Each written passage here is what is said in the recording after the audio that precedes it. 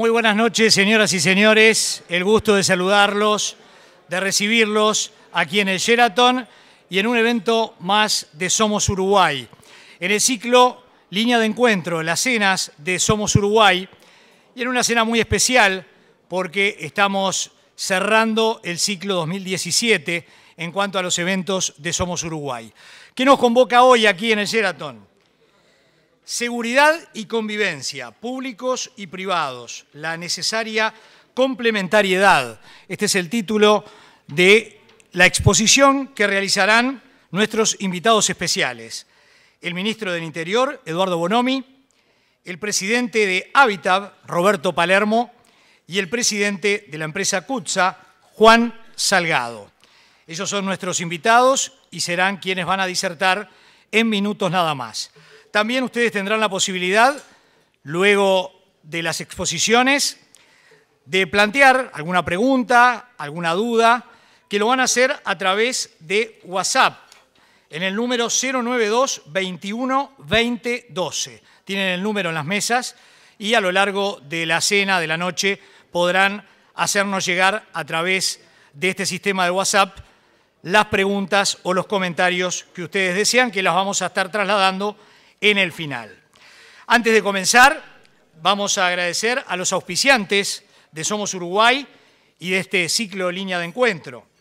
Auspician UCM, Banco Santander, McDonald's, Cisnet Soluciones Software, Habitat, CUTSA, Copa Airlines, Asociación Española, Marco Polo, Teleimpresores, Sierra, Securitas, Aerolíneas Argentinas, Prosegur, Fotón, Centinela Seguridad, Amén Comunicación Ciudadana, Crufi, Grupo Cine, Demarco, Grupo LEV, Arapey Termal Resort y Spa, Catibelli, Vino Finos H. Stagnari, Azucarlito, Vía Aqua Spa, Avícolas del Oeste, Burson Masteller, Visión Direct, Penguin Random House, Grupo Editorial, Radio Sarandí, Cortiluz, El Observador, Coca-Cola, Televisión Nacional Uruguay, La Tele y BTV. Apoyan Ministerio del Interior, Cámara Uruguaya de Empresas de Seguridad, ASIS, Abelenda Hermanos, La Banca y Sildan Trading. Así que muchas gracias a todas las organizaciones, empresas que hacen posible los eventos de Somos Uruguay. Y a propósito, Grupo Cine les obsequia esta noche una entrada para ver cualquier función de cine en cualquiera de sus complejos. Las mismas están dispuestas en las mesas correspondientes. Así que el agradecimiento a la gente de Grupo Cine, que también dice presente en este ciclo Línea de Encuentro. Este evento y las disertaciones de nuestros invitados las podrán ver a partir del martes 28 de noviembre y a través de la página web de Somos Uruguay, www.somosuruguay.com.uy. Nuestros disertantes se llevan los obsequios de Vía Aqua Spa, de Penguin Random House, también de Vinos H. Stagnari, de Cortiluz y de Restaurant Le Gregore, que también dice presente y se van a llevar y van a disfrutar de los obsequios nuestros tres invitados. Pero también ustedes tienen la posibilidad, al final de la cena, de participar en el sorteo por los obsequios de Penguin Random House, de Vía Aqua, de H. Stagnari. También van a tener la posibilidad de acceder, mediante sorteo, a 3 entradas dobles para el espectáculo Misa Criolla 50 años, el próximo 3 de diciembre en el Auditorio Nacional del Sodre. Tendrán también almuerzos en el restaurante Le Gregore, en el Mercado del Puerto, y UCM obsequia un chequeo ejecutivo completo. Con UCM estás cubierto, así que eso será el final y el sorteo es a través de la tarjeta personal que todos ustedes entregaron al ingresar al salón. Antes de presentar a nuestros invitados, le pido por favor a Mario Lev, director de Somos Uruguay, que previo a la disertación les va a dar la bienvenida oficial.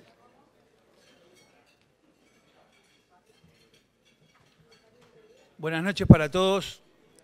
La verdad que es un gusto, como decía Sergio, hacer el cierre de este ciclo de eventos del año 2017 con una presencia tan importante de gente y muchos empresarios nuevos, muchas empresas nuevas. Pero quería hacer algunos agradecimientos especiales. Señores ministros, presidentes de entes públicos, presidentes de cámaras empresariales y empresarios en general, y fundamentalmente a 3 amigos que han hecho posible esto. Creemos, desde Somos Uruguay, que es imprescindible un vínculo entre el poder político y el empresariado, entre el sector público y el sector privado. Y la verdad que, gracias a que el ministro accedió a poderlo hacer en este formato, y 2 amigos y auspiciantes nuestros desde hace mucho tiempo, como lo son Habitat y CUTSA, hicieron posible que hoy estén aquí presentes muchísimas empresas vinculadas al sector. Y esto nos reconforta porque vemos que vamos por el buen camino, porque llevamos muchos años haciendo esto y la verdad que nos enorgullece saber que ustedes siguen siempre con nosotros y cada vez que hacemos presentaciones de este tipo nos han acompañado y cuando sacamos un producto nuevo nos acompañan también. Quiero agradecerle al equipo de Somos Uruguay, que como todos los años se ha esforzado mucho para llegar a instancias como estas, en un año que ha sido un tanto cansador, pero lleno de satisfacciones. Y eso es bien importante para mí en lo personal.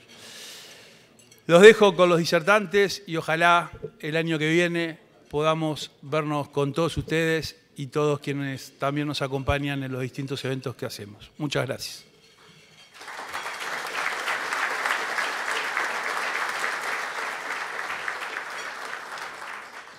Bueno, muy bien. Ahora sí vamos a comenzar a presentar a nuestros invitados especiales. En primera instancia va a hacer uso de la palabra Roberto Palermo Suárez. Nació en 1947 en Florida, casado, 3 hijos, presidente de Banca de Quinielas de Montevideo desde el año 2003, presidente de Habitat, Sociedad Anónima, desde 2002, presidente de Gadamix, Sociedad Anónima, Juego de Casino, desde el año 2006. Recibimos con un fuerte aplauso al señor Roberto Palermo.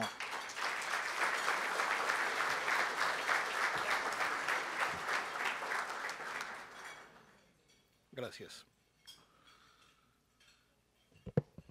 Señor Ministro del Interior, Eduardo Bonomi, señora Ministra de Vivienda, Eneida de León, señor Senador de la República, doctor Charles Carrera, señores representantes nacionales, señores presidentes de entes autónomos y servicios descentralizados, estimado amigo Juan Salgado, presidente de CUTSA, señoras, señores, amigos todos.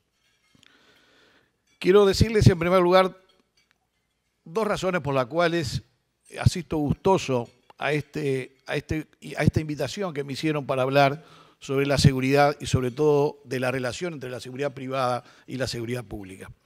En primer lugar, porque hay un desconocimiento generalizado sobre el tema de esta relación entre las 2 seguridades. Y en segundo lugar, porque es un tema que nos atañe a todos como ciudadanos, porque todos sin duda queremos vivir en paz, en armonía. Es un deseo de todos los pueblos, de todas las sociedades. Cuando uno mira históricamente con una visión cósmica, uno ve que siempre los pueblos quisieron vivir en paz y en tranquilidad, a pesar de que vivieron permanentemente en guerra por razones económicas, pero anhelaban la paz. Hoy estamos viviendo un momento distinto, donde las guerras, por cuestiones materiales, prácticamente o están desapareciendo, excepto en algunas partes del mundo, porque hoy estamos viviendo el mundo de la era del conocimiento y por tanto el conocimiento no se puede robar. Antes invadía el país vecino y por el cobre, por el oro, por los diamantes o por lo que fuera. Entonces el hombre actual hoy, que ha superado una cantidad de falencias de otrora con los temas de alimentación, con la mejoría que hay en la esperanza de vida. Hoy estaba diciéndole a un amigo, en la época de cuando nació mi padre, la esperanza de vida eran en el Uruguay 52 años. Fíjense que prácticamente aumentamos un 60%. Y sin embargo, tenemos estos problemas hoy de seguridad. Y queremos seguridad. Queremos seguridad porque queremos vivir con esa tranquilidad. Y entonces, yo puse acá una página, una lámina, bueno, ya no son más láminas, una pantalla, quiero decir. Ustedes van a ver ahí Securitas, que no es publicidad a la empresa Securitas, pero quiero decirles que este sentimiento que nosotros tenemos, las sociedades modernas tenemos, también lo tenían en la antigüedad. Los griegos también hablaban de este concepto, de esta idea de vivir con tranquilidad. Por eso securitas, que esta palabra proviene del adjetivo securos. El prefijo se es sin y curos es sin temor. Los griegos decían que querían vivir sin temor. De ahí proviene la palabra seguridad. Quiere decir que es una constante a través de la historia. Con los romanos fue lo mismo, por eso creaban los cuerpos de policía, para que la sociedad pudiera convivir, para que los derechos de unos respetaran a los derechos del otro. Y, en definitiva, el término nos ha acompañado durante toda la historia del hombre. Entonces, dicho esta breve introducción, quería entrar de lleno en el tema sobre seguridad pública y seguridad privada. En realidad la seguridad privada, si ustedes ven hace dos décadas yo diría atrás, el concepto estaba en duda, la vigencia de la seguridad privada, había abogados, había juristas que decían que estaba prohibida, que era ilegal la seguridad privada. En realidad fue un concepto que a través de la historia fue también evolucionando, porque la realidad demostró de que la seguridad privada es necesaria. Por lo tanto, las disposiciones tuvieron que acomodarse a esta idea. Y entonces nace, sí, la seguridad privada. Y el derecho positivo uruguayo ya ha recogido una serie de disposiciones en donde plasma este concepto nuevo de la seguridad privada, diciendo de que son actividades complementarias de la seguridad pública. Y es correcto, esa definición está correcta. Y la seguridad privada, además, tiene que estar, dice el decreto 275 del año 99, que es una disposición que define cuáles son los atributos de la seguridad privada, dice de que tiene que estar regulada, tiene que estar controlada por el Ministerio del Interior. Y además, la seguridad, dice el decreto, la seguridad privada es subsidiaria de las actividades de seguridad pública. Y nosotros, los que estamos en el mundo de la seguridad privada, tenemos que actuar, dice el decreto, con determinados parámetros. Por ejemplo, tenemos la obligación de ayudar a la policía en las investigaciones, tenemos la obligación de actuar con dignidad con la gente y con respeto, tenemos la obligación de guardar reserva cuando le damos información a la policía para que puedan realizar la investigación sin interferencias. Es decir, que hay disposiciones en el derecho positivo que regulan esta nueva actividad. En realidad, este concepto de que se dudaba si era legal o ilegal, lo habíamos heredado de Francia. El doctor Sallagues-Lazo, en su libro de Tratado de Derecho Administrativo, hablaba de este concepto. Es decir, los servicios esenciales eran aquellos que inexorablemente tenía que brindar el Estado, como la defensa nacional, como la administración de las finanzas, solamente el Estado podía administrar sus propias finanzas, la defensa nacional y la seguridad pública. Las tenía que brindar el Estado. Ese concepto, como les dije, fue variando y hoy nadie discute la existencia de la seguridad privada. Bueno, ahora, esta seguridad privada y la seguridad en general, la seguridad pública también, depende de tres factores fundamentales. Uno es del accionar de la policía, el otro es del funcionamiento del Poder Judicial y tercero, hay que analizar las causas sociales. No podemos abordar el tema de la seguridad simplemente simplificando y atribuyendo toda la problemática quizá a un mal funcionamiento o un funcionamiento mal del Poder Judicial o achacarle al señor ministro en todos los problemas de la seguridad, porque eso es un enfoque equivocado. En eso el Uruguay tiene que cambiar, en eso el Uruguay tiene que madurar. Tenemos que tratar de que la sociedad toda discuta el concepto de seguridad, llegue a un diagnóstico y llegue sobre todo a las causas profundas por las cuales tenemos delincuencia y por las cuales tenemos seguridad. Y esas causas profundas están en las razones sociales. Todos las sabemos, pero no la abordamos. Todos tratamos de decir que la seguridad pública es un problema de la seguridad del Estado. No es un problema nuestro, y es un problema nuestro, porque tiene sus raíces en el seno de la sociedad. Cuando ustedes analizan los indicadores socioeconómicos del Uruguay, van a encontrar rápidamente la razón. Hace poco hablaba con una socióloga magíster, Betty Weiss, que hizo un estudio interesantísimo, mezcló tres variables para analizar la vulnerabilidad del pueblo uruguayo, de la sociedad uruguaya, y entonces manejó tres variables. Una variable era considerar un universo de los desocupados, la variable trabajo, la variable educación, tomó a todas las personas que no habían terminado secundaria, considerándolas como poca educación. Y además tomó a todos aquellos que todavía tienen necesidades básicas insatisfechas, necesidades respecto a la vivienda y a los servicios relacionados con la vivienda. Tomó esos tres universos y esa confluencia de universos les dio el 32% de la población del Uruguay. Quiere decir que tenemos problemas de vulnerabilidad que después se traducen en problemas de delincuencia. Tenemos problemas de territorialidad. Tenemos problemas de que, ya lo saben ustedes, que se ha segregado territorialmente a los que tienen estos problemas vulnerables. Se llevaron los datos del 2011 del censo, y si ustedes los ven en un mapa del Uruguay, van a ver todos puntos negros que son aquellos que tienen indicadores sociales altos. Y después rodeados por una especie de lagunas, de territorios enteros con gente con ingresos bajos, con indicadores sociales bajos o medios bajos. Mirar ese mapa da tristeza porque ahí sí vemos la palabra esta que usamos todos, que el Uruguay está fragmentado, que hay brecha, que hay grieta. Bueno, ahí se ve cuando ponemos los indicadores en el mapa del Uruguay. Quiere decir que si queremos abordar realmente con seriedad, con madurez, los problemas de la seguridad, entonces hay que convocar a la universidad para que estudie todas estas razones, haga un diagnóstico, traiga soluciones. Hay que convocar a la clase política para que también discuta y sensibilice a toda la población de esto, porque si no vamos a seguir diciendo que la culpa la tiene el ministro, que la culpa la tiene el Poder Judicial, etcétera, etcétera, y no solucionamos el problema. Entonces tenemos que ir a las raíces, y las raíces son esas. Hay que convocar a las fuerzas vivas de la sociedad, a las cámaras empresariales, a las asociaciones gremiales, y hay que hablar de esto, porque diagnosticar los problemas de la delincuencia y de la seguridad nos va a llevar sin duda a las causas profundas que generan todo esto, que son estas causas socioeconómicas que le estoy diciendo. Quiere decir que, en términos generales, cuando hablamos de seguridad pública y seguridad privada, ustedes ya están imaginando cuáles son las diferencias. La seguridad pública es el servicio que obligatoriamente tiene que dar el Estado y que además es un mandato constitucional.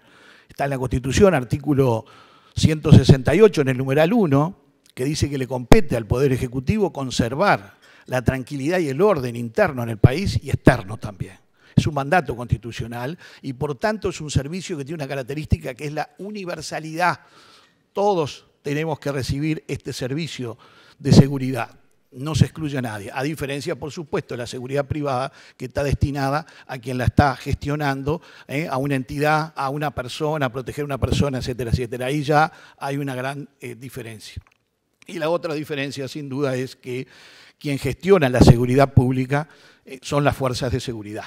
En cambio, quien gestiona la seguridad privada somos los agentes privados que tenemos que estar, eso sí, dice la ley, controlados permanentemente por el Ministerio del Interior.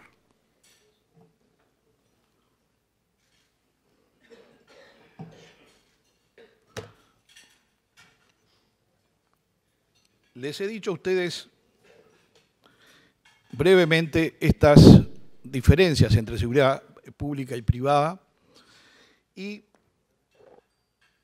decirles que, definido un poco el alcance de lo que es la seguridad privada y la seguridad pública, decirles que nosotros este concepto también lo llevamos al seno de nuestra empresa y quiero contarles qué hemos hecho en ese sentido.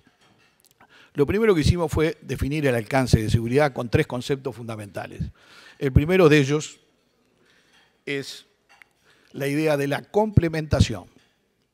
Porque si bien lo dice el decreto, la complementación hay que bajar la tierra, la complementación hay que darle vida, y para nosotros la complementación no es el hecho de que yo sea o realice una tarea meramente auxiliar a los poderes públicos. Nosotros lo que queremos es una verdadera complementación. Nosotros lo que queremos es trabajar coordinadamente con la policía y ayudar. Lo que queremos es aportar ideas, lo que queremos es probar medidas de seguridad y sugerirle al gobierno nuevas medidas de seguridad. Así que les voy a mostrar ejemplos prácticos de lo que hemos hecho en la historia nuestra comercial, porque hemos hecho mucho con respecto a esto y que la mayoría de ustedes seguramente no lo saben. Así que lo primero que definimos fue esta estrategia de complementación, algo nuevo en el país. porque siempre hubo una barrera entre lo público y lo privado. Esa muralla china hay que tratar de vencerla en todos los ámbitos, porque el mundo está cambiando y se necesita el esfuerzo mancomunado, coordinado, de tanto la fuerza pública como la privada. Pero hay una diferencia. Había una diferencia, había una separación. Yo lo viví las primeras veces que me dirigí al organismo regulador, que era RENAENSE, pero es tan distinta la relación ahora que es mucho más fluida, que podemos sugerir ideas, que tenemos un diálogo abierto, y esto es una nueva atmósfera, un nuevo clima que se ha creado, que yo celebro, porque nos permite trabajar juntos. Entonces, bueno, esta es la idea de la complementación, que le sumamos otra idea, y esta fue una idea muy interesante porque nos permitió resguardar las vidas de nuestros clientes, de nuestros empleados, y fue que definimos que nosotros íbamos a tomar medidas de prevención y medidas disuasivas. Primero, medidas de prevención y no represión. Y acá definimos bien cuál era nuestra competencia y cuál era el campo de acción de la policía, de la seguridad pública. La represión la tiene que hacer la policía. Nosotros no queríamos tirar tiros. El que está preparado psicológicamente para ese accionar es la policía. Entonces no queríamos interferir en ese accionar. ¿Pero qué teníamos que hacer para que no pasara nada? Demorar el accionar de la delincuencia para que mientras tanto llegara la policía. Y en ese sentido tomamos una cantidad de medidas que ahora les voy a contar. Así que esa fue otra gran definición conceptual. Prevención, pero no represión. La tercera fue, y esta también fue otra idea muy discutida al principio porque nadie la entendía. Nosotros queríamos poner un conjunto de barreras de seguridad para disuadir al delincuente. Entonces, lógicamente, poner un conjunto de barreras de seguridad tiene un alto costo económico y muchos de los concesionarios discutían. Algunos con un concepto equivocado, decían, basta esta barrera de seguridad que cubre o cumple con los requisitos para que las otras barreras de seguridad sean innecesarias. Por ejemplo, había uno que me discutía que si tenía todo alarma perimetral, si tenía sensores de movimiento, volumétricos, ¿para qué queríamos una caja modelo 2, caja fuerte me refiero, con los grados de seguridad de un blindaje de 400 grados Brinner, que tenía que pesar 1.200 kilos, con cerradura triple cronométrica, una caja carísima, modelo 2 exigimos nosotros? Y ellos decían, muchos decían, ¿por qué no poníamos una caja tipo 1? Porque en el fondo, si un ladrón llegaba, se iba a activar la alarma y por lo tanto iba a funcionar las filmaciones, el circuito cerrado de televisión, etcétera, etcétera. Lo que pasó en la realidad fue que cada una, y esto es un concepto interesantísimo que lo tienen que saber todos, cualquier barrera de seguridad es violable o vulnerable. El tema es sumar varias porque entonces disuadimos. Y ocurrió en varios locales que haciendo mucha inteligencia los delincuentes pudieron violar todo el sistema de alarmas, fueron un fin de semana, esperaron que se agotaran las baterías, hicieron un boquete, entraron y lo que salvó de robos importantes fue esa caja fuerte especial que tiene una fundición, una aleación de un espesor de 30 centímetros y no la pudieron ni con soplete, con esto de acetileno, no la pueden abrir.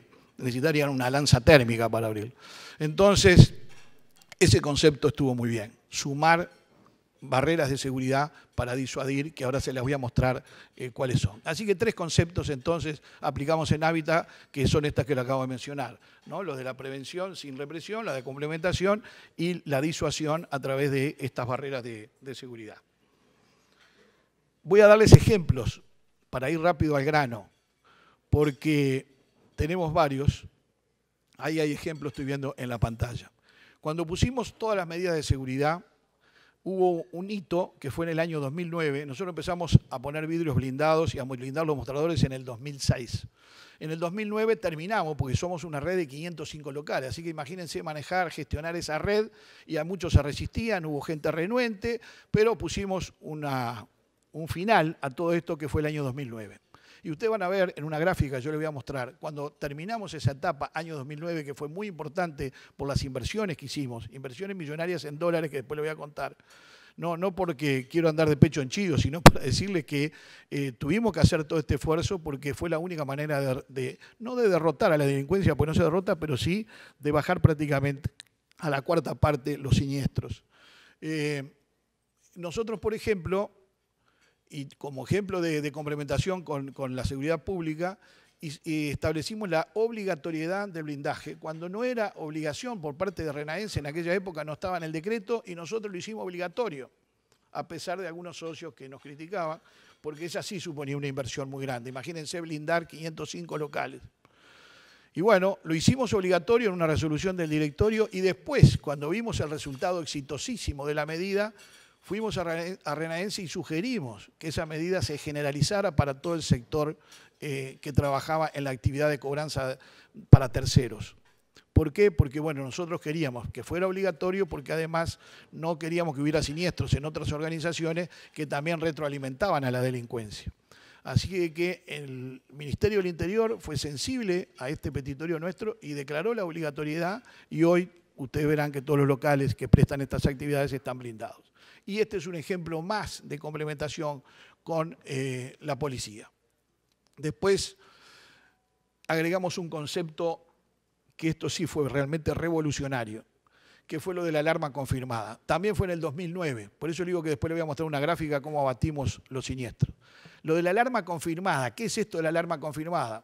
Ya habíamos estado nosotros pensando que dada la evolución tecnológica que se estaba produciendo, podíamos poner un centro de monitoreo en donde los locales cuando sufrían un siniestro pudieran transmitir las imágenes de lo que estaba ocurriendo en tiempo real.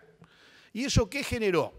Generó una cosa importantísima, ministro, que ahí, en ese momento, pudimos plantear un cambio del procedimiento policial, un cambio del paradigma de los procedimientos policiales, porque ya no era más necesario que la policía fuera al local a preguntar cómo estaba vestido, cómo era esto, porque mientras anotaba todo eso, la rapidez con que escapan y se fugan los delincuentes seguramente ya estaban en el asentamiento o no sé dónde iban.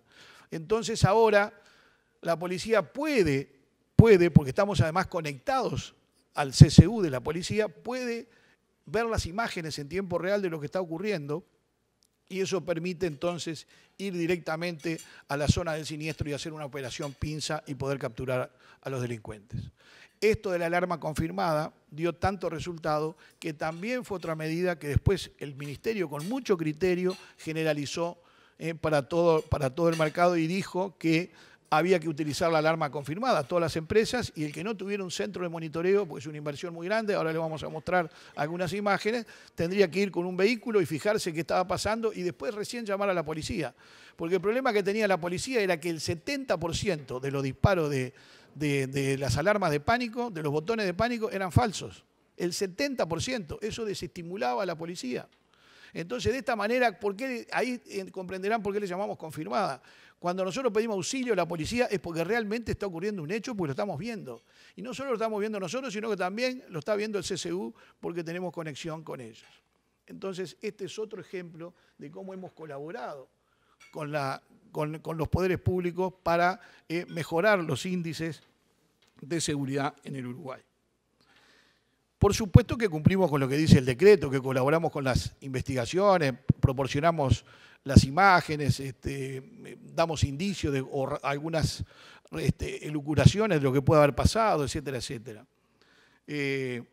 También hemos hecho donaciones muy importantes. Recuerdo una que nos pidió el ministro de Trabajo en su momento, que era director era el presidente del BPS, Ernesto Murro, que tuvo una muy buena idea, que era poner cámaras por todo Fernández Crespo, por Colonia, en torno al BPS, para que no robaran más a los jubilados, etcétera, etcétera. Hicimos una donación importante, muy importante, hasta el punto que hoy hay cámaras por todo Fernández Crespo, hasta el Palacio Legislativo, y también lo hay en la calle Colonia y en otras zonas más, y están conectadas al CCU.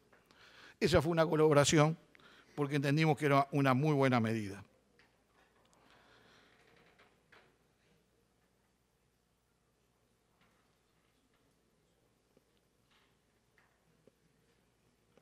Y yo cuando fui desgranando un poco estas ideas, dije de que nosotros también hicimos planteamientos al órgano regulador de hacer algunas modificaciones reglamentarias, como por ejemplo crear una nueva categoría para el tema del transporte del dinero, porque Hábitat además creó una flota propia para el traslado de dinero. No sé si hay algunas imágenes que podamos mostrar antes o después para que ustedes vean eso. Así que hicimos sugerencias que también fueron aceptadas.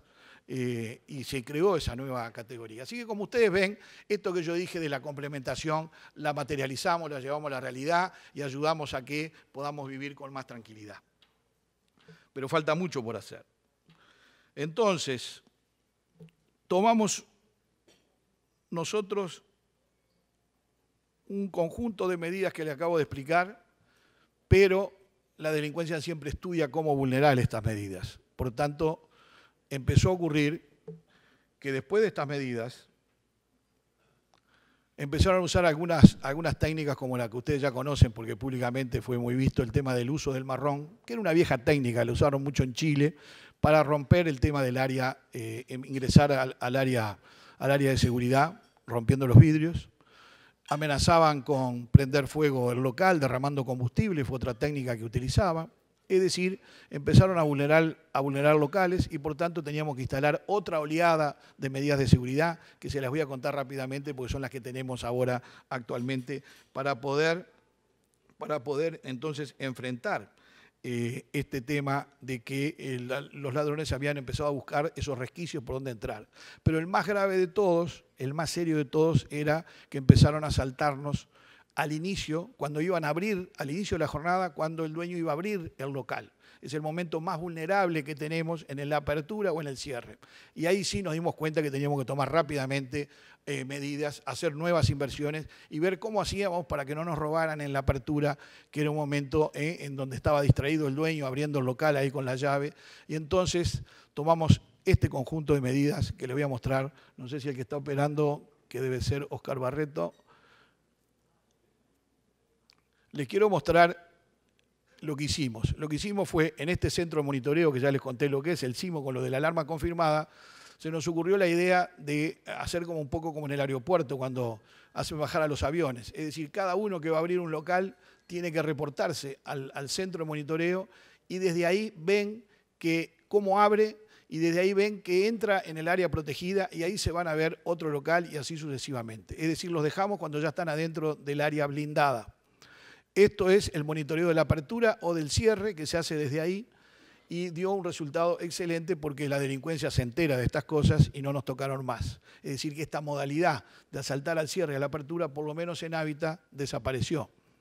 Pero hicieron robos en su momento, robos importantes y bueno, creo que esta fue una solución muy ingeniosa y que creo que somos la única empresa, porque es una red de 500 locales y cada uno que va a abrir el local tiene que reportarse al centro para que lo autorice a entrar. También vamos a ver ahí, en esta segunda oleada de medidas que tomamos, qué otras cosas hicimos. Primero teníamos que enfrentar el tema este del marrón. Y el marrón era complicado, porque en pocos minutos, si le daban bien y muchos golpes, no los quiero abrumar mostrándole películas. Había vidrios que le daban 20 golpes y no podían y otros que los pudieron romper. Así que lo que hicimos fue crear el cuarto de pánico. El cuarto de pánico es una segunda área blindada, cosa que si rompen la primera, rompen los vidrios blindados, el personal puede resguardarse, ahí van a ver, ahí tienen un cuarto de pánico. En caso de un siniestro se encierran todos en ese cuarto que tiene puertas blindadas, ahí tienen teléfono, tienen pantallas, pueden apretar los botones disparadores de pánico, siempre con aquella teoría de que me protejo y llamo a la policía para que reprima. Y bueno, el cuarto de pánico ya hay agencias que lo han usado y ha dado un resultado también muy exitoso. O sea, el cuarto de pánico contra el marrón. Con el tema del incendio que derraman combustible, tuvimos que asesorarlos a todos en el manejo de los bomberitos, etcétera, etcétera, y también conjuramos el peligro del tema de incendio. Pero tomamos más medidas. Esas medidas que yo de acá no las veo, pero les puedo decir, por ejemplo, porque ustedes estarán pensando, bueno, usted está muy preocupado con sus empleados, con su persona, y qué pasa con los clientes. Bueno, con el tema de los clientes también estuvimos pensando, había que poner ingenio.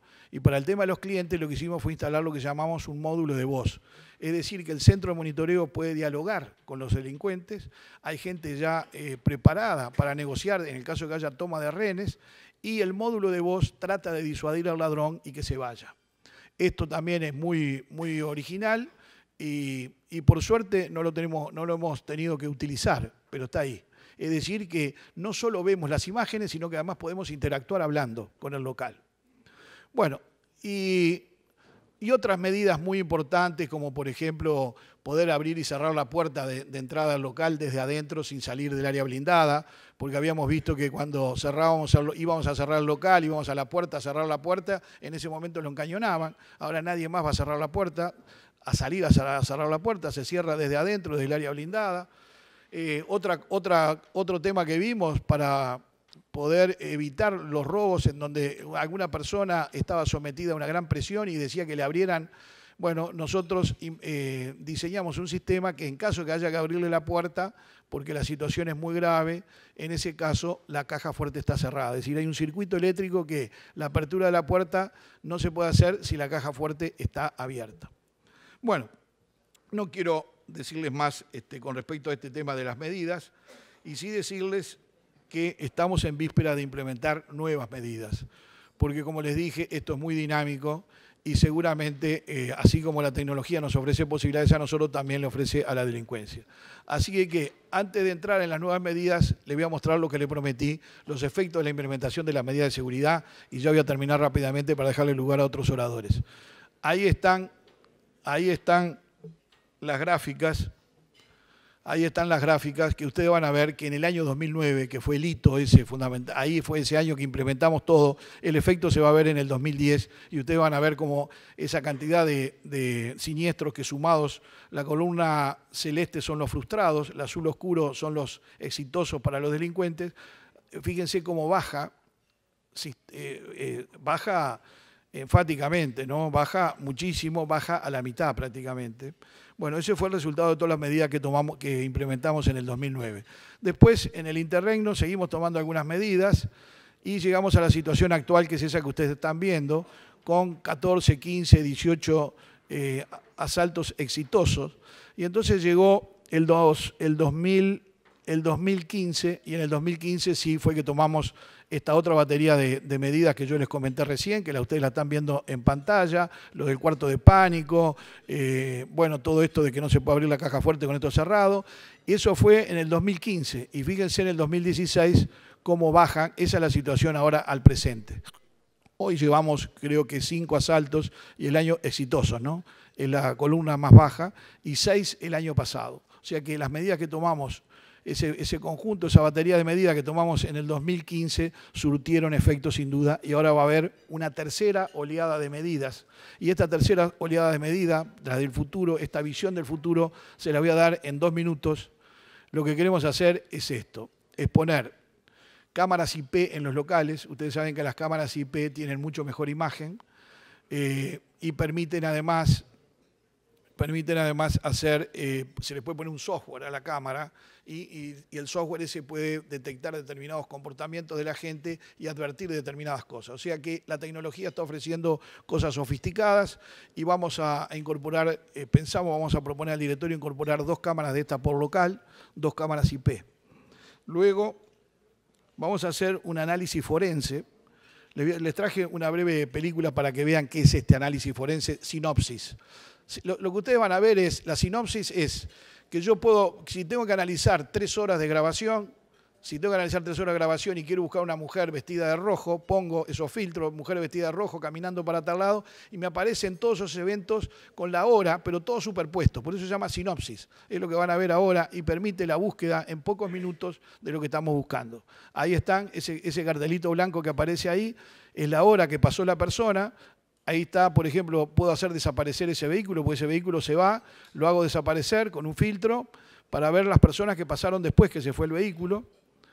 Y ahí estoy viendo solamente personas, eliminé autos y motos y veo solo personas. O sea, veo lo que quiero en esas 3 horas de duración. Puedo ver también, por ejemplo, quiénes sale del garaje, que es lo que van a ver ustedes ahora, ¿sí? Entonces marco ese derrotero y entonces solamente me muestra eso, me muestra los autos que salen y me muestra como si todos estuvieran saliendo ahora, pero en realidad salieron todos a distintas horas. Pero esto permite una búsqueda rápida de lo que estoy buscando. Quizá con el ejemplo final de combinación de filtros van a tener una idea de lo que vamos a implementar. Esto va a estar en el CIMO, esto es un software que permite esta búsqueda, porque es muy tedioso y muy complicado buscar haciendo un análisis forense si no se tienen este tipo de herramientas. Fíjense que acá, por ejemplo, y ya termina, van a buscar una muchacha que camina en dirección sur y lleva un perro y está vestido, creo que con una blusa rosada. Ponen esos filtros y la ubican en menos de 1 minuto. Ahí van a eliminar seguramente los autos. Ahora va a empezar esto. tienen que eliminar los autos, tienen que poner rosado, tienen que poner, el objeto es personas. Y va a mostrar solo las personas que vienen de rosado y que vienen caminando hacia el sur. Ahí ya hay mucho menos eventos, como ven, porque tiene que ser persona, mujer, vestida de rosado. Y ahí está, ahora aparece rápidamente la que trae el perro. Y ya encontraron lo que tenían que encontrar. Bueno, esto es lo que ofrece la tecnología ahora y estas son las medidas que nosotros vamos a tomar. Y finalmente vamos a ver algo, vamos a proponerle algo al Ministerio ya, que lo podemos hacer, y es poder alinear todas las cámaras que están en el exterior, alinearlas cuando hay un episodio, para que esas cámaras, las del CCU y las nuestras, puedan enfocar los cruces de calle y estar a la espera de que los delincuentes crucen seguramente por ahí. Así que bueno, estas son las medidas que nosotros queremos pedir o implementar, y seguramente vamos a estudiar más adelante algo que ustedes ya han visto, que son los drones. Hay algunas cosas que se pueden hacer con los drones, pero eso todavía no está. Y lo de la neblina cegadora, que es algo muy interesante, pero dado la extensión de esto, no me quiero extender. Quiero finalizar simplemente diciéndoles que lo que planteé hoy al principio, que parece una tarea ciclópea en cuanto a que hay que, toda la sociedad tiene que encarar en forma madura el tema de la seguridad y plantearse esto en las distintas entidades y organizaciones, en realidad es de un esfuerzo muy grande, porque los temas a veces se politizan y acá no hay que dar un enfoque político, porque si damos un enfoque político no va a haber solución para el tema de seguridad. Así que bueno, yo quiero terminar simplemente con una frase estimuladora, y busqué una de Churchill, que Churchill también lo hizo durante la guerra, que mantenía el espíritu del pueblo en alto a pesar de todas las tribulaciones y de la crueldad de la guerra. Y entonces quiero terminar con esta frase diciéndoles que tengamos esperanza porque somos los dueños de nuestro destino y somos capitanes de nuestra alma, así que seguramente vamos a triunfar en esto. Muchas gracias a todos.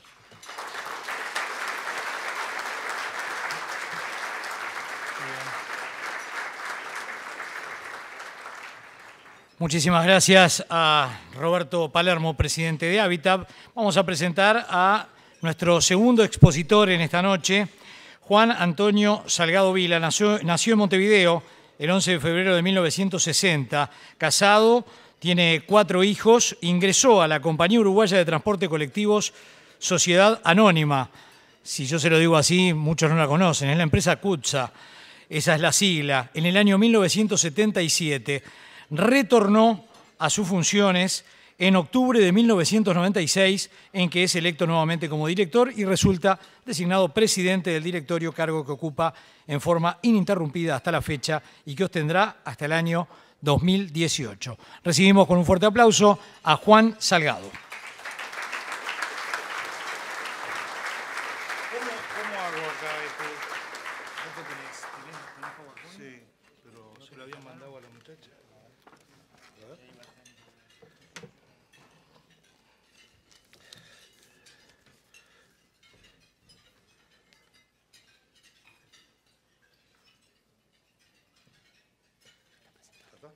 ¿Dónde? ¿Acá?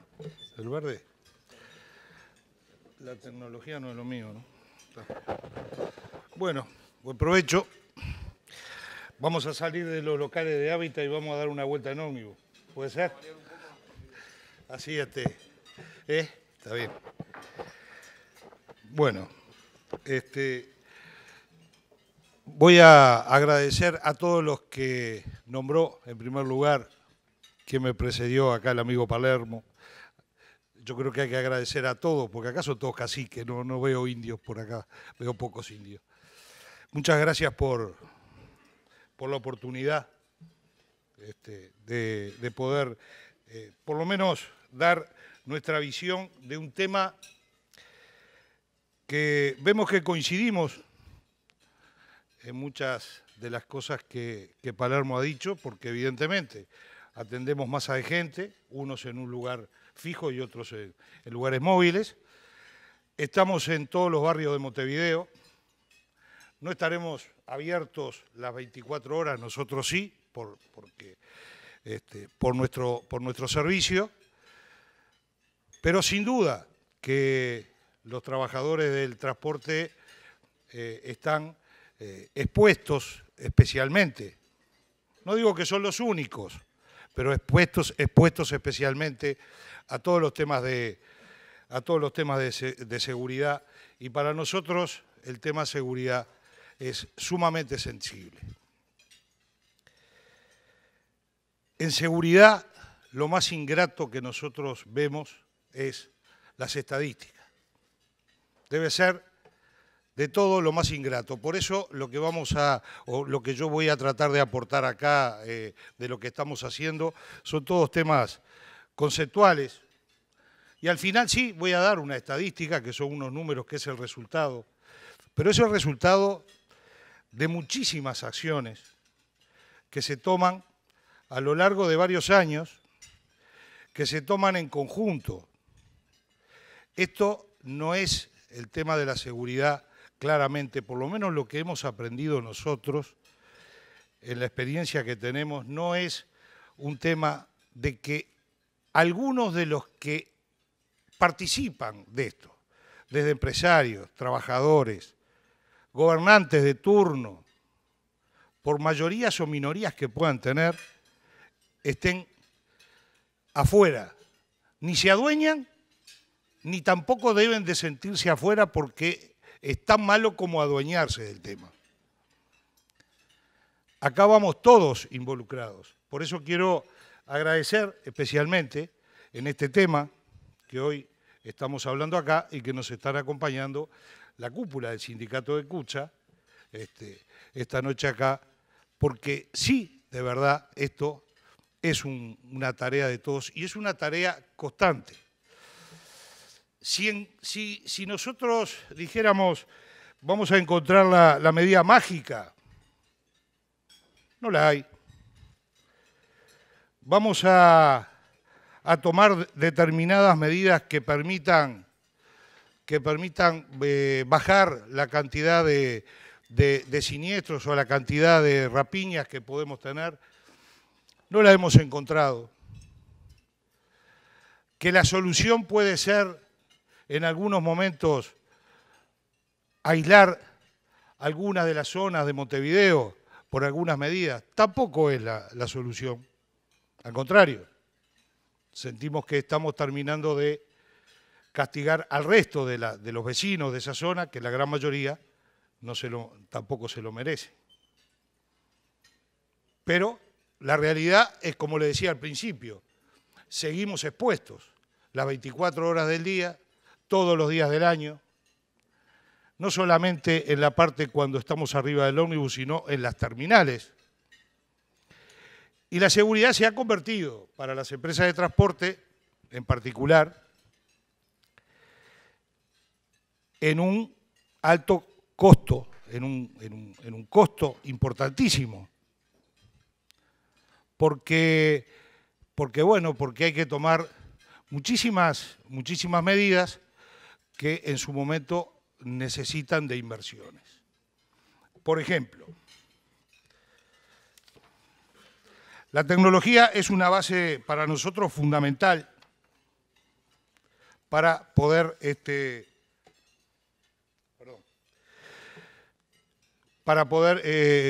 ir poniendo elementos que ayuden a mejorar la seguridad.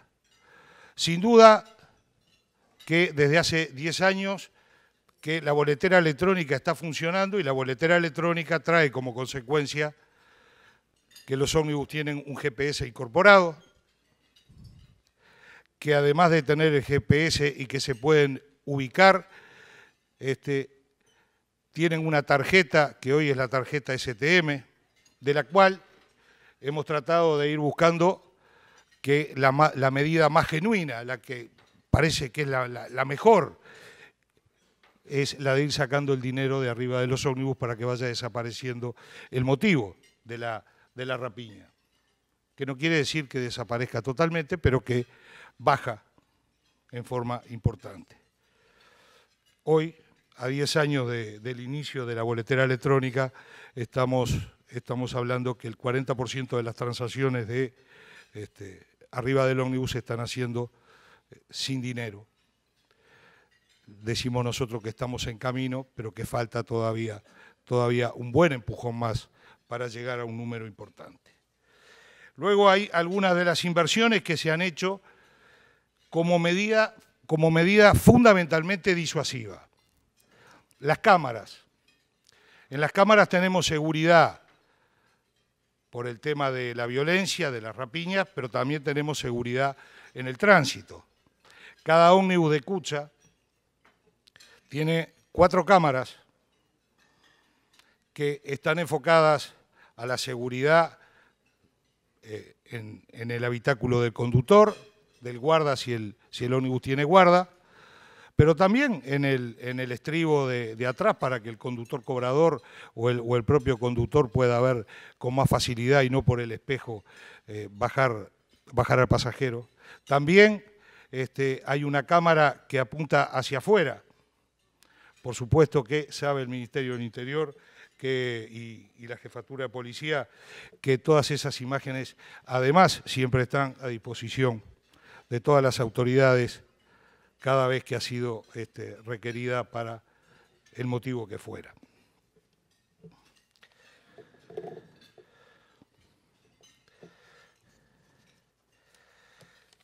Además de las 4 cámaras en cada una de las unidades y de un centro de monitoreo que tenemos propio y que permite de alguna manera fortalecer la seguridad de los trabajadores y aclarar muchas cosas que a veces suceden, hemos incorporado últimamente unas cámaras no son de última generación, pero de la última generación que pudimos incorporar, en definitiva, porque tampoco son baratas. Los muchachos allá pero la realidad es que son cámaras que pueden llegar a filmar con una muy buena definición y dar buenas imágenes con el salón apagado, o sea, en plena oscuridad, que es realmente muy importante.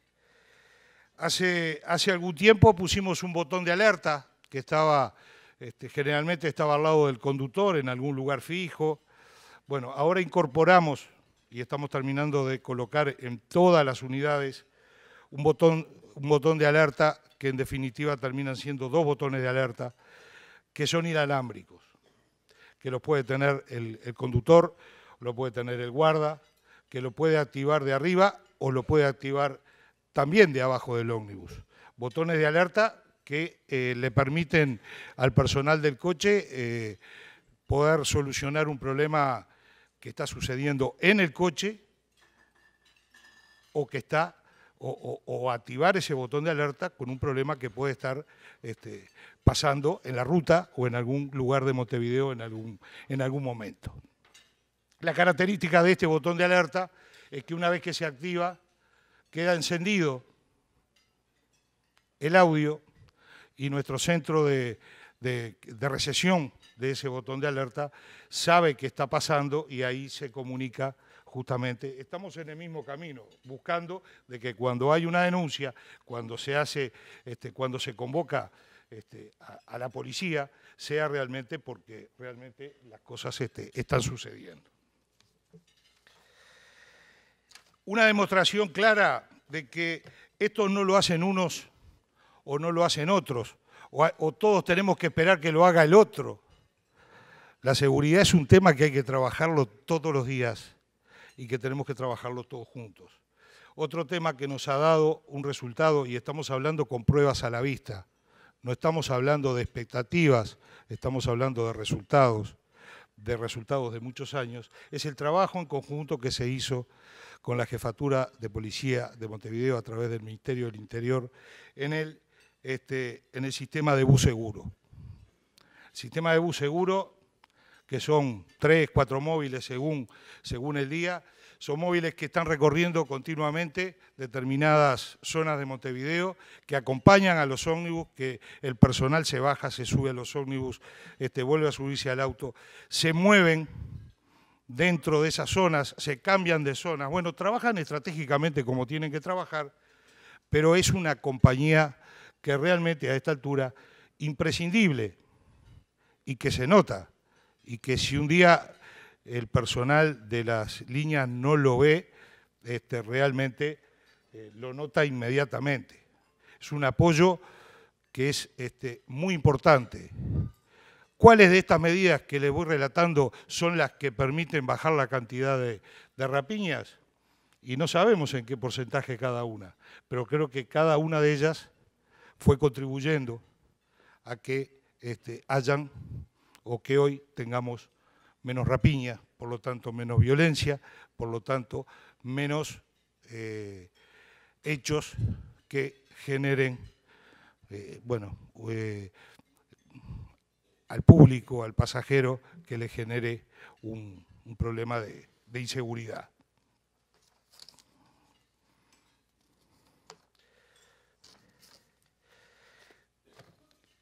Cuando la seguridad es para el trabajador y es para los pasajeros que están arriba del ómnibus, también tenemos que pensar en la seguridad y también tenemos que pensar que debemos colaborar y hacer algo en la seguridad para el pasajero que cuando inicia el viaje no lo inicia cuando se sube al ómnibus, lo inicia cuando sale de la casa y va a la parada. Si el ómnibus está pasando por todos los barrios de Montevideo a todas las horas y en la madrugada, la gente está yendo a esas paradas, a esas horas y a la madrugada, porque el único medio que tiene de transporte es el ómnibus y tiene que ir a esperarlo.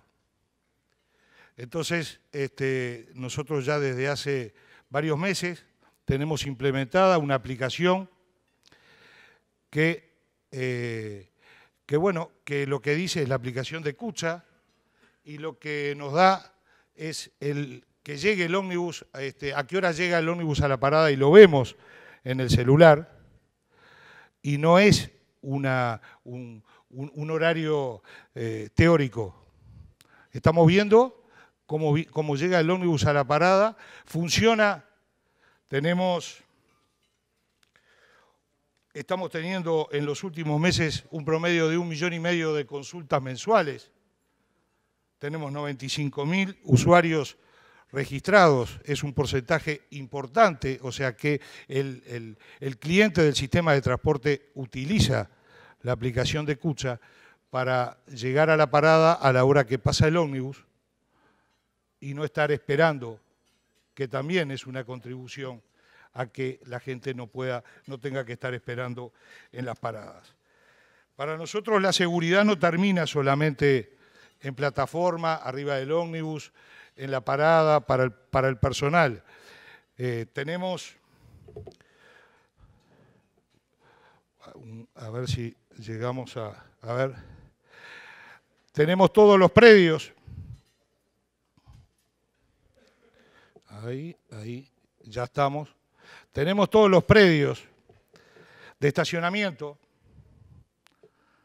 pero además de los predios de estacionamiento tenemos todas las terminales en Montevideo. Estaba por acá, ahí está. Bueno, a ver si ahí sí se ve. Todos esos puntos son o predios de estacionamiento o terminales que en definitiva están la flota de Cucha durante las 24 horas. Todos esos predios de alguna manera tienen que tener seguridad. En alguna hora, unas más, otras menos, según la característica o el trabajo que tenga en cada uno de los locales, pero en todos esos lugares hay que tener seguridad. Nosotros debemos decir que en cada oportunidad que tuvimos que recurrir al Ministerio del Interior para concretar o coordinar con la Jefatura de Policía de Montevideo determinadas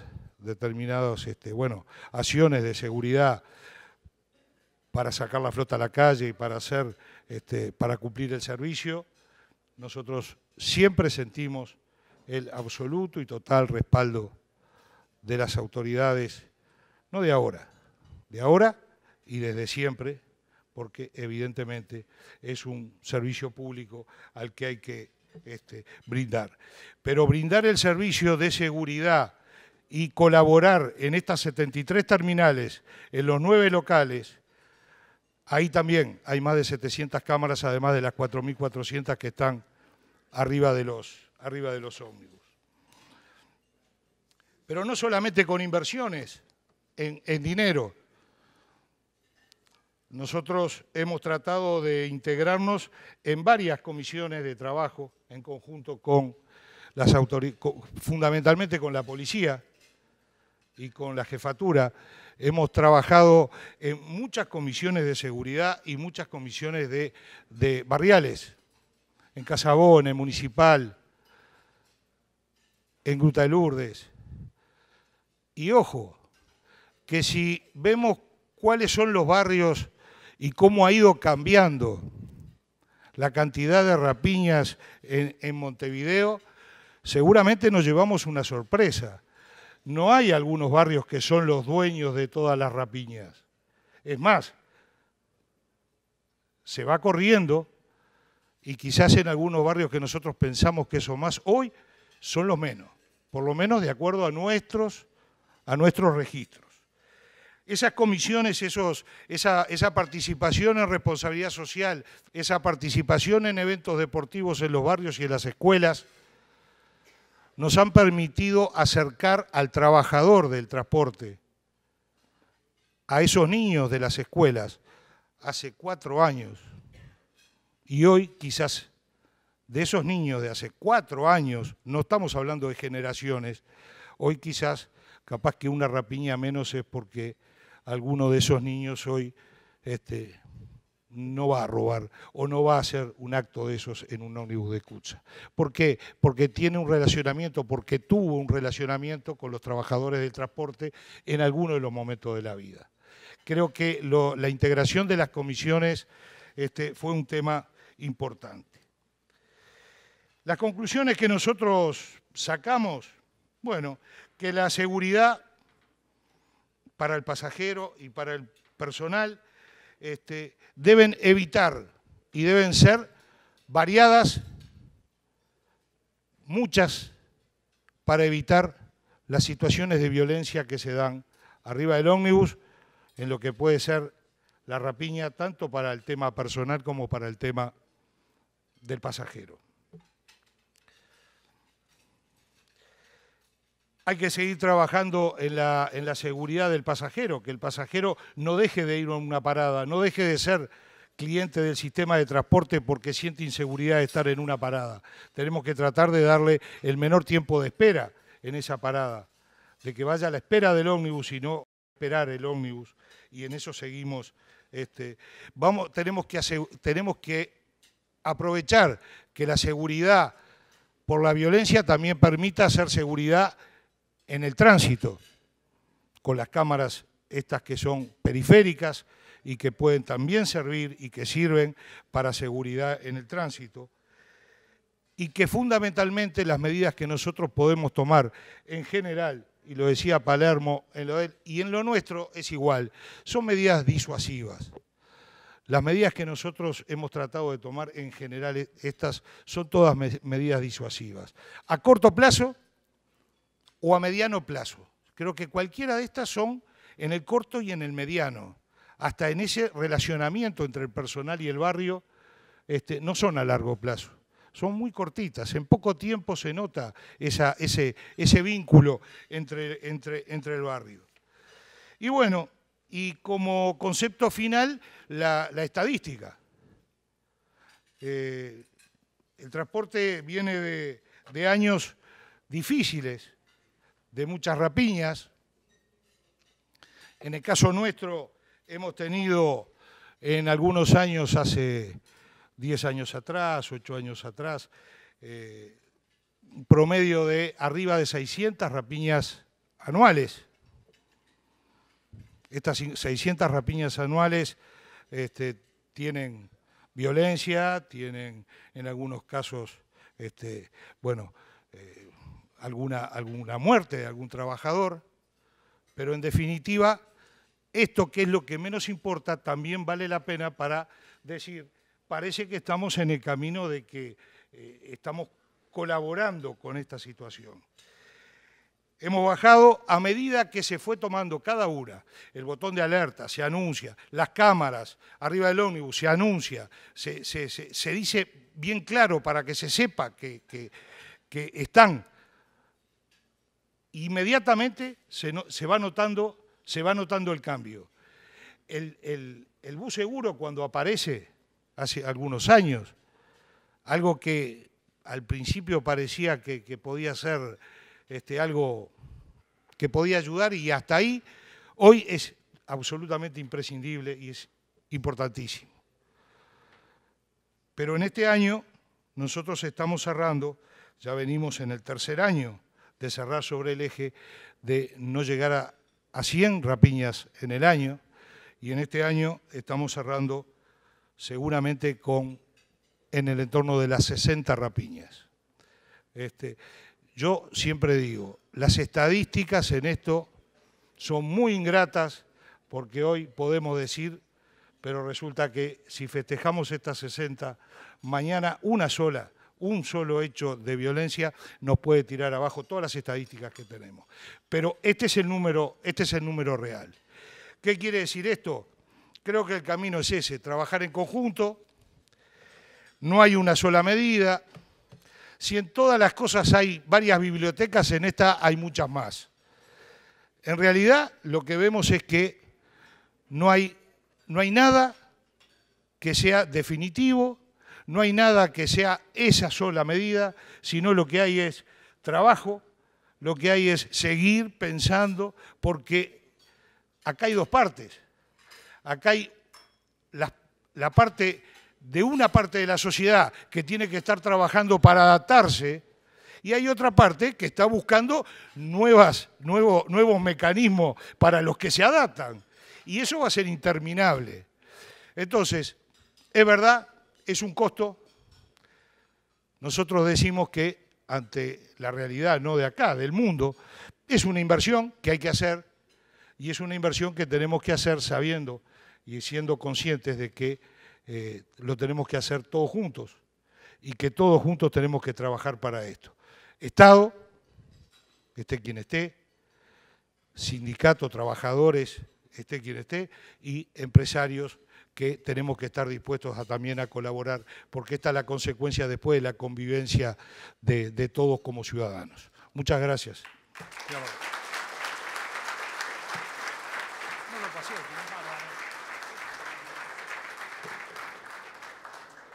Muchísimas gracias al presidente de la empresa CUTSA, Juan Antonio Salgado.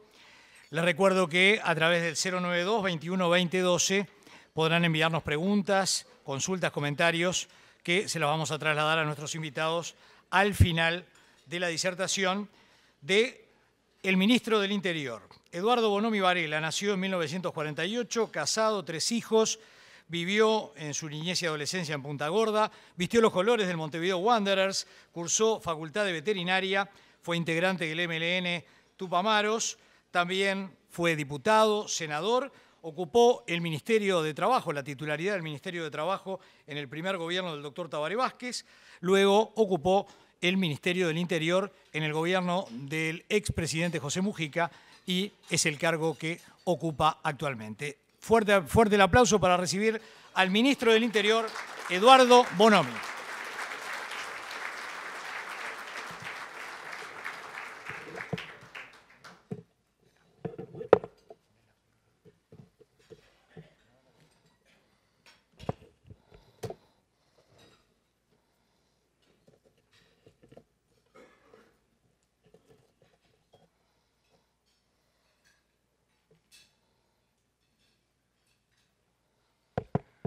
Bueno, buenas noches a todas y todos. Y saludo en general, como dijo Juan, todos son caciques, saludo a todos los caciques en general. Es un placer realmente estar aquí.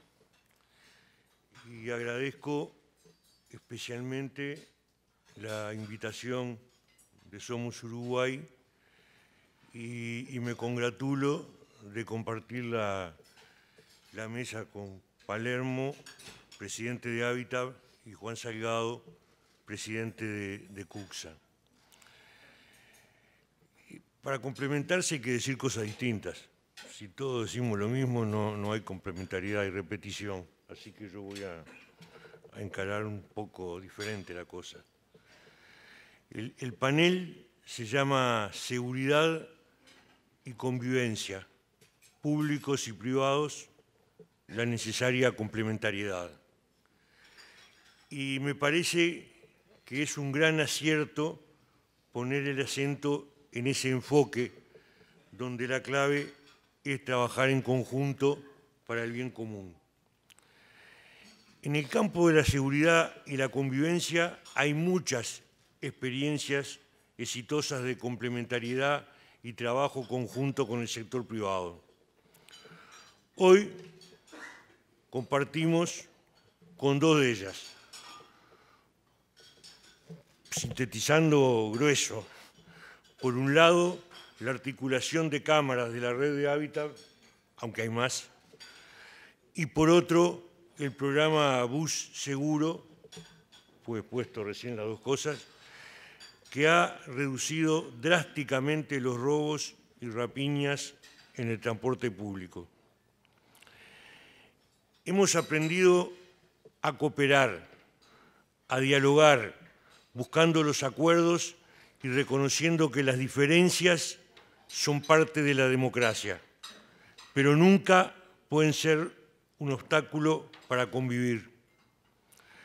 Nosotros apostamos al trabajo compartido, porque las fortalezas están en nuestras diferencias y no en nuestras similitudes. El talento gana juegos, pero el trabajo en equipo y la inteligencia gana campeonatos. Y esto no lo buscamos pensadores sesudos. Esto de Michael Jordan, después de una final de la NBA que ganaron, y razonó así. Ganamos por trabajo en equipo e inteligencia. Y lo decía uno de los que tenía más talento en el básquetbol. Desde el Ministerio del Interior hacemos cosas que el sector privado no puede realizar. Y ustedes, como empresarios, realizan tareas que nosotros no podemos hacer. En consecuencia, la clave está en darnos cuenta que juntos podemos hacer grandes cosas. Cooperación quiere decir trabajar juntos, y para hacerlo en forma exitosa es necesario recorrer un camino que tiene algunas claves. En primer lugar, para cooperar hay que construir confianza, porque es un elemento determinante en el trabajo compartido. La confianza entre lo público y lo privado se cultiva y crece en la medida que existe seriedad, rigurosidad, método y que seamos previsibles. No es posible hacer acuerdos navegando en la incertidumbre. Rumbo claro y certezas construyen pilares de ese proceso. Pero al mismo tiempo, para cooperar, es decir, para operar en conjunto, hay que establecer objetivos comunes. Y eso implica reconocer los problemas y perseguir las mismas metas. Para el Ministerio del Interior, poder consensuar con el sector privado una visión de cómo se construye una sociedad de la convivencia es muy relevante. Si tenemos un sentido compartido y una visión en común de lo que queremos hacer, es más fácil ponernos de acuerdo en ello, en lo que tenemos que hacer. Y ahí está una clave de la cooperación, que es lo que denominamos sentido de pertenencia. Cuando cooperamos, conjugamos el nosotros y dejamos de lado el yo, porque asumimos y sentimos que estamos construyendo juntos.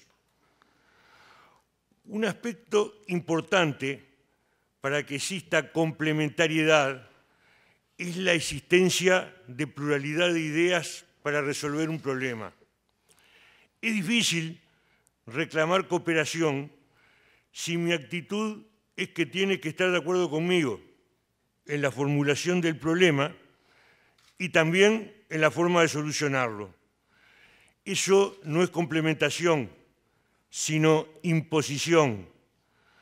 Las miradas y enfoques complementarios ayudan a entender mejor el desafío y nos habilitan a encontrar soluciones superadoras. Algunas, incluso, que son la suma virtuosas de las propuestas iniciales. Alguien dijo una vez que si tu única herramienta es un martillo, todas tus soluciones serán a los golpes.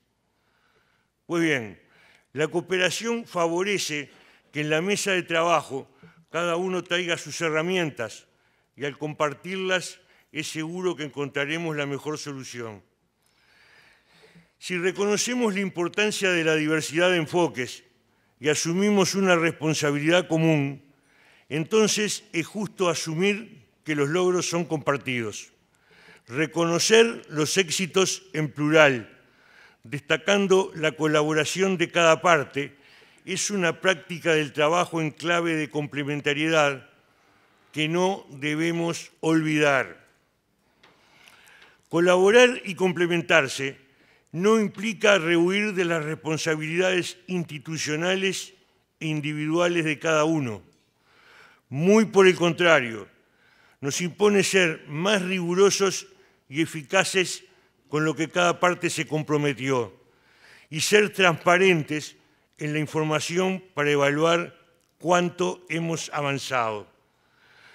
Desde el Ministerio del Interior estamos convencidos en que el tema de la seguridad debe ser una política de Estado y no un botín electoral.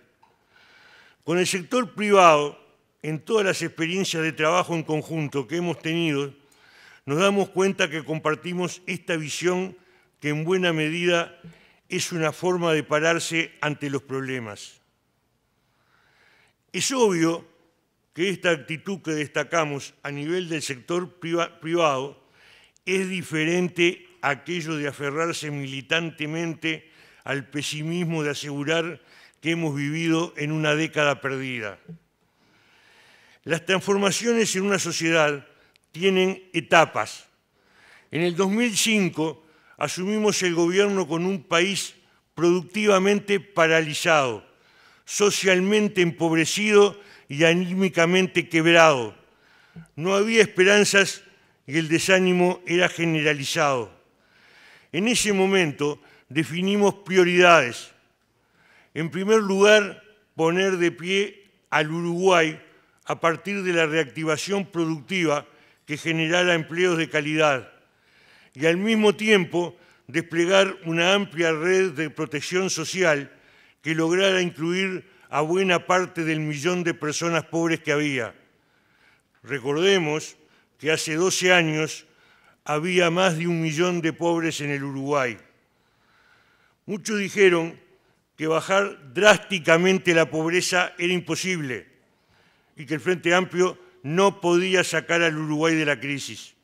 Es más, apostaron fuertemente al pesimismo en forma militante. Esperaron con ansiedad el fracaso y que lo peor sucediera, pensando que era mejor para los intereses electorales. Ayer y hoy, una parte de la oposición sigue aferrada a la negativa y abrazada al mal humor. Sin embargo, a pesar de esos deseos y augurios agoreros, el país cambió. El Uruguay se reactivó. Iniciamos el periodo de crecimiento de la economía más largo y pujante de la historia. Abatimos la pobreza del 39 al 9%. Cayó el desempleo del 19 al 7%. Aumentó la confianza en las instituciones públicas, lo que redundó en mayor inversión y desarrollo, entre otros indicadores que todos conocemos, todos. La mayor parte del sector privado, empresarios nacionales y extranjeros, confiaron y su esfuerzo se reflejó en el dinamismo económico y social del país.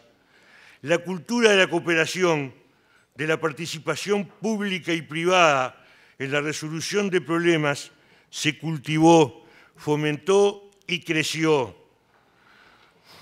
muchos integrantes de todos los partidos políticos, oficialismo y oposición, pensaron que el aumento de la violencia y de los delitos que se había agudizado durante la crisis iba a descender con el mismo impulso en que se redujo la pobreza. Entre otras cosas, por una visión equivocada sobre los factores dinámicos que en una sociedad del siglo XXI explican el delito. El delito tiene vínculos con la pobreza, pero esta sola no explica la delincuencia. Nosotros no tenemos una mirada autocomplaciente sobre lo que hemos hecho en estos años. Somos conscientes de lo que falta por hacer, pero sabemos hacia dónde vamos y cuál es el camino para alcanzarlo. Tengamos en cuenta que cuando el Frente Amplio asume en el año 2005, teníamos una policía con una ley orgánica y un sistema de formación de la década del 70, un sistema de comunicaciones de los 60 y una estructura de comisarías y despliegue territorial que era de la década del 40. A esto se le sumaba una estructura de salarios pésima, sistemas de información casi inexistentes, una muy baja incorporación de tecnología y un equipamiento y armamento desactualizado. Como corolario, había un personal altamente desmotivado y poco profesionalizado, una combinación perfecta para favorecer un avance de la criminalidad. Nosotros elegimos el camino de fortalecer la policía, profesionalizarla y modernizarla. En el campo de la seguridad y la convivencia era necesaria una radical reforma de la Policía Nacional para poder estar a la altura de los desafíos de este siglo. Nos trazamos un plan y una estrategia, definimos prioridades y recursos y pusimos en juego todo el peso político para hacer que las cosas sucedieran. Y hoy, con satisfacción, luego de recorrer un sendero complejo y sinuoso, podemos decir que hemos cambiado e iniciamos un camino que no tiene marcha atrás. Hoy hay una nueva policía porque se procesó una reforma integral y sistemática desde hace 7 años. Los promisorios resultados de hoy son, en buena medida, los resultados los dijeron, pero esos son mejores que el promedio que nosotros tenemos. Los resultados que expresaron Salgado y Palermo son superiores a los promedios que nosotros tenemos, pero ayudan a construir esos promedios que son de baja de los principales delitos. O sea que son en buena medida consecuencia de haber transformado radicalmente a la policía. Fuimos a fondo y convencidos que las modificaciones no serían indoloras, promovimos una estrategia de diálogo y firmeza. Esta profunda reforma del Estado, ocurrida en el Ministerio del Interior, que transformó el ADN de la Policía Nacional, es la que está permitiendo ahora tener resultados tangibles en la baja de los delitos. Hoy los delitos violentos continúan bajando en Uruguay, en especial las rapiñas y los homicidios. El descenso es estadísticamente significativo, pero eso no quiere decir que esa realidad se traslade directamente a la opinión de los uruguayos. La baja debe ser prolongada en el tiempo para que la sociedad asimile el cambio.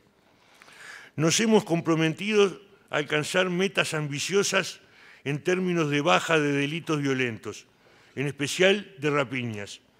Ese compromiso sigue vigente y lo vamos a cumplir. Vamos a bajar un 30% las rapiñas durante este periodo de gobierno.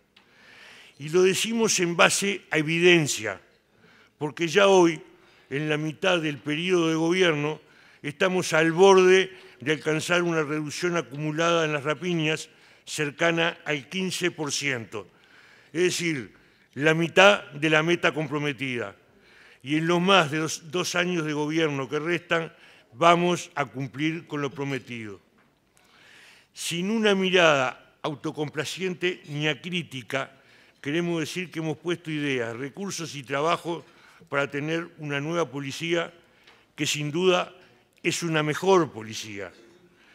Desde el 2010 impulsamos con fuerza y firmeza esos cambios y hoy la ciudadanía reconoce que tenemos una policía más capacitada, mejor equipada, más eficiente y respetuosa de los derechos humanos. Hace pocas semanas se publicó en el último reporte del Latinobarómetro que con una misma metodología en toda América Latina releva la opinión sobre diversos temas de agenda. Este año, una de las variantes utilizadas fue la confianza. El informe determinó que la población confía en aquellas instituciones públicas que tratan a todos por igual, en las que cumplen sus promesas y en aquellas que admiten su responsabilidad cuando se equivocan. Según ese estudio comparado, Uruguay es el país donde hay mayor confianza en la policía en toda América Latina, con un respaldo del 59% de la opinión pública. Con orgullo podemos decir que los niveles de confianza en la policía uruguaya son los más altos de todo el continente. Pero ese nivel de confianza no era el que existía hace una década. Si ahora aumentó, es porque hay un reconocimiento al cambio. A su vez, según ese estudio, el Uruguay es el segundo país de América Latina con mayor percepción de patrullaje policial en el barrio donde vive el encuestado. Conviene de vez en cuando sacar la cabeza de la aldea y mirar alrededor para valorar lo que hemos conquistado, darnos cuenta de lo que falta y asumir los errores que hemos cometido. La reforma policial tuvo una dirección y orientación estratégica, tener una mejor policía para garantizar los derechos de los ciudadanos y además habilitar que esas mejoras sean sostenibles en el tiempo. Pero cabe advertir que no se espera que una reforma policial tenga efectos inmediatos, instantáneos y radicales en la baja de la criminalidad. Las reformas implican cambiar una cultura organizacional y apostar a los procesos para tener resultados. Además, se debe tener en cuenta que hay 4 factores principales que conforman la ecuación de seguridad, donde el Ministerio del Interior tiene incidencia directa sobre uno de ellos. 1. Esos 4 factores son: 1. La situación de la policía, los recursos humanos y tecnológicos para cumplir la función operativa. 2. El factor criminal, es decir, su perfil y sus características. 3. La víctima y su perfil. 4. El escenario, que constituye no solo la visión del territorio en sí, sino también otros aspectos psicosociales que participan del mismo. Por eso decimos que la seguridad en una sociedad es una responsabilidad colectiva. Las respuestas policiales para construir seguridad y convivencia en su soledad son ineficaces. Es necesario el compromiso de todos. De ahí la importancia que le damos al sector privado, que aporta dinamismo, compromisos, recursos y una mirada propia del problema. Cuando digo el sector privado, digo empresarios y trabajadores que participan del comercio, los servicios y la producción. Todos forman parte del sector privado y todos es necesario que participen en esas tareas. Y también el valor relevante que tienen otras políticas públicas que son claves en la construcción de convivencia duradera en una sociedad. Desde que asumimos en el Ministerio del Interior, planteamos que una política de seguridad debe tener una comprensión integral del problema que queremos resolver. Por eso, desde el inicio, propusimos un abanico de respuestas articuladas. Al Ministerio del Interior le compete implementar acciones fundamentalmente de carácter policial, pero eso no quiere decir que no entendamos la seguridad como un tema integral. Como hemos señalado, la realidad económica y social del Uruguay de hoy es bien distinta a la del 2005. Ni el más fanático opositor puede sostener lo contrario. Pero el mayor bienestar general en la sociedad no quiere decir que no haya conflictos ni contradicciones en la sociedad. Hoy tenemos problemas nuevos que necesitan respuestas de políticas públicas adaptadas a la dimensión y profundidad de esas circunstancias. El Uruguay dejó atrás la pobreza y la exclusión generalizada en amplias capas de la sociedad, pero se han consolidado enclaves territoriales de alta exclusión social, fundamentalmente en el área metropolitana, que han dinamizado la criminalidad y el delito en el país.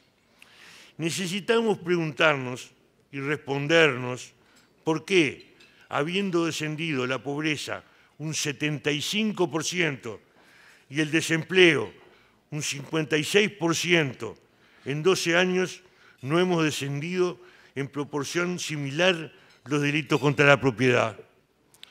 No se puede decir que es por ineficiencia de la policía, porque hoy hay más del doble de personas privadas de libertad que en 2005, y cada año, en promedio, ingresan 4.500 personas a las cárceles, de las cuales un 40 son primarios y son jóvenes. El Ministerio del Interior y la policía actúan previniendo que ocurra el delito o reprimiendo el mismo cuando se concreta. Pero claramente, en el proceso criminal actuamos al final, o bien cuando se consuma o cuando al menos hay intención de realizar el delito, que es donde opera el factor preventivo como el patrullaje y la tecnología para disuadir el crimen. Pero es imperioso interrumpir el proceso por el cual las personas deciden incorporarse a la delincuencia y la transforman en un valor y en un estilo de vida. Y para eso se necesita una nueva generación de políticas urbanas y sociales.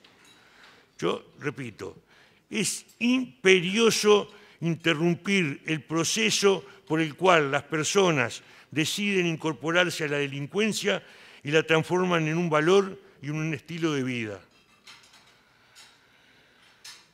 Hoy escuchábamos el aporte tecnológico que se hizo a la seguridad en Hábitat, en Cuxa, y podemos hablar de muchos más.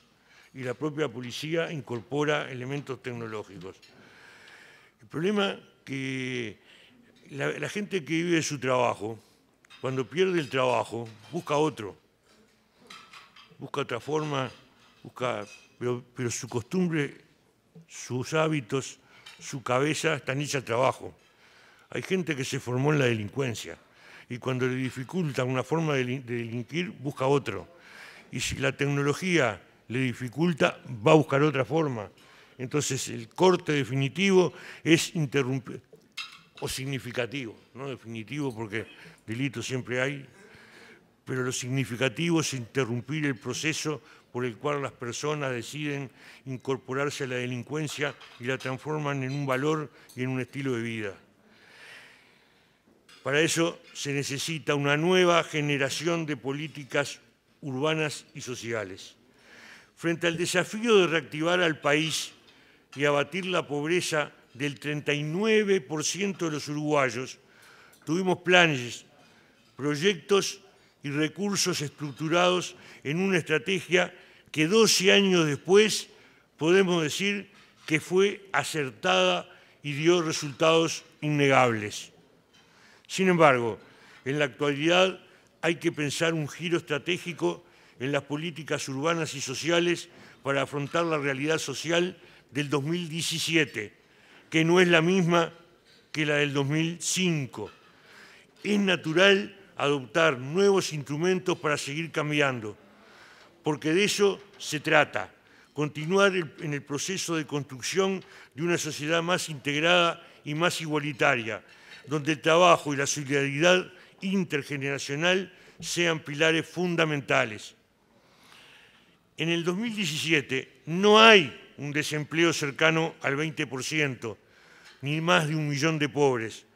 Por lo tanto, los instrumentos de política no pueden ser los de antes porque los desafíos son otros. La sociedad cambió en gran medida debido a las políticas impulsadas. Pues bien, debemos adaptar entonces los instrumentos a la realidad de hoy. Hemos abatido la pobreza generalizada y nos enfrentamos ahora a un núcleo duro de exclusión, que es muy diferente en su composición demográfica, etaria y cultural que el existente en 2005, donde el 39% eran pobres. En la actualidad, registramos el nivel más bajo de pobreza en Uruguay desde el retorno democrático. Quienes aseguran que ha sido una década perdida, claramente desconocen la realidad. Hace 12 años en Uruguay había más de 1 millón de personas pobres. Hoy son 327.000. El camino recorrido es destacable, pero hay que hacer ajustes en el rumbo de las políticas para seguir cambiando, porque la composición de la población que aún es pobre hoy es muy diferente a la de 2005. En el Uruguay actual, la pobreza tiene una fuerte concentración territorial y generacional. El 55% de los pobres se encuentran en Montevideo y casi 65% en el área metropolitana. El 90% de la población pobre se compone por niños y los adultos que viven con esos niños. Y más de la mitad de los pobres de todo el Uruguay se concentran en 4 municipios de la periferia de Montevideo. Bloquear ese circuito de reproducción de una subcultura de la exclusión y la ilegalidad es la tarea más importante para construir seguridad y convivencia duradera en el Uruguay. Hay que ajustar la mirada y las políticas. No fue una década perdida, pero ahora tenemos que ganar el próximo quinquenio con una nueva generación de políticas urbanas y sociales. En el pasado, el objetivo central fue reducir la pobreza y reactivar la economía. Hoy, el objetivo de una nueva generación de políticas debe estar orientado a construir niveles de igualdad que nos permitan superar definitivamente la fractura social que se visibiliza en el país, fundamentalmente en el área metropolitana. Hay un Uruguay mayoritario, integrado y con niveles crecientes de bienestar y desarrollo. Aunque no es homogéneo, comparte, en términos simbólicos, un relato de país que se estructura en valores vinculados a la cultura del trabajo, el respeto a las normas y el valor de la educación. Pero existen enclaves claramente localizados en el territorio donde la exclusión es persistente. La trama urbana fracturada y la subcultura criminal se retroalimenta con estructuras urbanas de pésima calidad y viviendas precarias, con altos niveles de hacinamiento y necesidades insatisfechas. La vulnerabilidad social y económica es el común denominador de esas áreas, con servicios públicos que existen, pero que fracasan en su capacidad de integrar e incluir. En esos enclaves barriales tenemos además zonas específicas con tasas elevadísimas de personas vinculadas al delito. Son circunscripciones territoriales donde se concentran personas que han salido de la cárcel en los últimos 5 años. y que coinciden a su vez con las zonas de residencia de quienes están hoy privados de libertad. La consolidación de esos enclaves territoriales está asociado a procesos de disputa de la legitimidad del Estado y también a una dinámica creciente de puja por el control del territorio a cargo de grupos vinculados al crimen organizado. Esto último se produce a partir de diversas modalidades: amenazas a vecinos para que no denuncien, control centralizado de un territorio del delito por parte de grupos organizados, instalación de comercios de fachada para la actividad delictiva, promoción de incorporación de adolescentes a estructuras criminales con sentido de pertenencia, entre otros. La fractura social en el área metropolitana es un proceso de larga duración que es necesario revertir en profundidad. La ciudad, al perder heterogeneidad interna a nivel barrial, favorece la implantación de incipientes guetos urbanos debido al deterioro del desarrollo de códigos comunes y vínculos de solidaridad entre distintos sectores sociales. De esta manera, aquella sociedad de las cercanías que caracterizaba a la ciudad uruguaya de las primeras décadas del siglo XX, cede lugar paulatinamente a una sociedad de fragmentos, donde los distintos sectores sociales no interactúan en el cotidiano, sino que se segmentan y segregan territorial, laboral, social y culturalmente. Para mejorar la convivencia y la seguridad, además de seguir modernizando y profesionalizando a la policía y su capacidad de respuestas, necesitamos intervenir en forma contundente los enclaves territoriales desde donde se nutre el crimen. Hay que ir al origen y generar un shock de ciudad y de inclusión social. Por eso hablamos de una nueva generación de políticas urbanas y sociales para construir ciudad, que en definitiva es construir ciudadanía. Esos entornos consolidan y favorecen el desarrollo de subculturas marginales, donde se priorizan las vías ilegales para alcanzar metas de realización social. El protagonismo económico lo asumen personas o grupos criminales organizados que estructuran y segmentan el mercado del delito de forma tal de mantener un control sobre el vecindario. La influencia temprana de esta subcultura hacia adolescentes e incluso niños de 10 o 12 años puede encaminarlos en optar estas vías de la ilegalidad, incluso mucho antes que puedan tener experiencias reales en el mercado de trabajo y en las vías convencionales de integración social como el estudio y la formación. A su vez, los hábitos y actitudes allí adquiridos desalientan la incorporación al mercado laboral o motivan la búsqueda de trabajos ocasionales solo para complementar ingresos obtenidos por vías que consideran eficaces, situación cercana a lo que se describe como el desvanecimiento de las fronteras entre las actividades legales e ilegales. En estos casos se invierte la secuencia causal que usualmente se sostiene. En general se presume que las personas se involucran en la delincuencia porque tienen cerrada la vía al mercado de trabajo. Pero la instalación de esta dinámica de fractura social y cultural invierte esa relación y hay que advertirlo. En muchas ocasiones, la predisposición hacia el delito es lo que define su situación de empleo y no al contrario. Pero cabe advertir que una vez que se instala la dinámica de la fractura, la existencia de opciones de empleo a partir de la reactivación de la economía y la expansión de programas sociales choca contra la consolidación de valores, códigos y comportamientos que sedimentó la cultura de la ilegalidad. La confianza en la educación y el trabajo, que son los factores de integración, movilidad y protección social legítimos, no se asimila en forma automática. Un factor relevante que opera como facilitador de ese proceso es reinstalar la noción de ciudadanos que, entre otras cosas, se visibiliza en las condiciones materiales de su entorno urbano. Una nueva generación de políticas sociales y urbanas tiene que poner el foco en revertir la ciudad fracturada.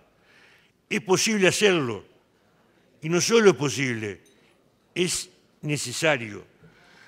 Hay que realizar intervenciones contundentes del espacio urbano de manera integral. Montevideo tiene una referencia reciente y exitosa en la transformación del barrio Góez, que hace apenas 15 años estaba en proceso acelerado de tuburización y asediado por bandas criminales lideradas por los tumanes. Hoy es una zona pujante, donde una inversión pública instaló un ícono de Montevideo, que la ciudad toda lo muestra con orgullo, como es el mercado agrícola.